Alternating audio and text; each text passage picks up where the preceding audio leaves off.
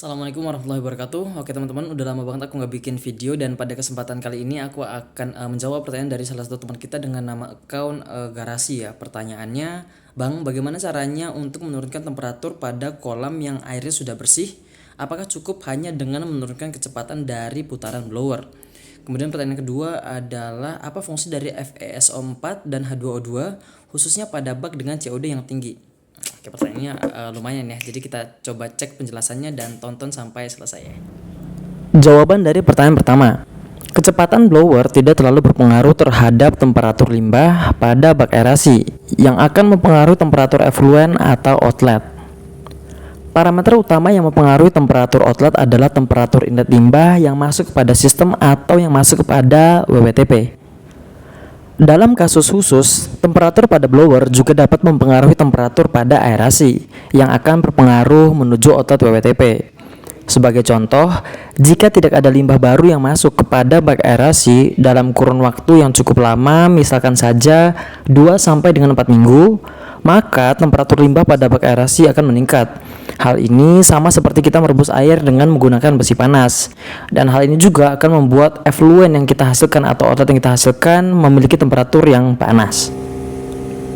Langkah utama yang harus dilakukan sebenarnya bukanlah mencari solusi, melainkan mencari root cause atau akar penyebab dari permasalahan tersebut.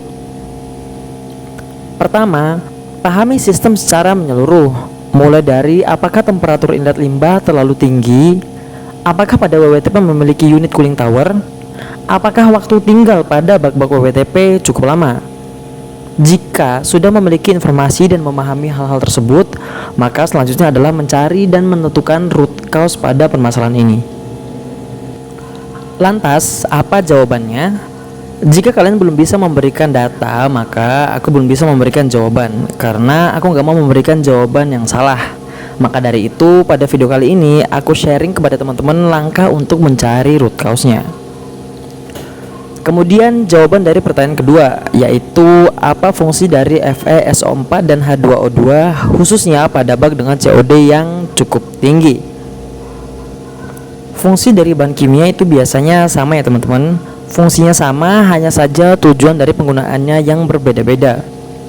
FeSO4 biasanya digunakan pada proses koagulasi flokulasi dengan tujuan untuk menurunkan TSS pada limbah sebelum masuk kepada bak aerasi.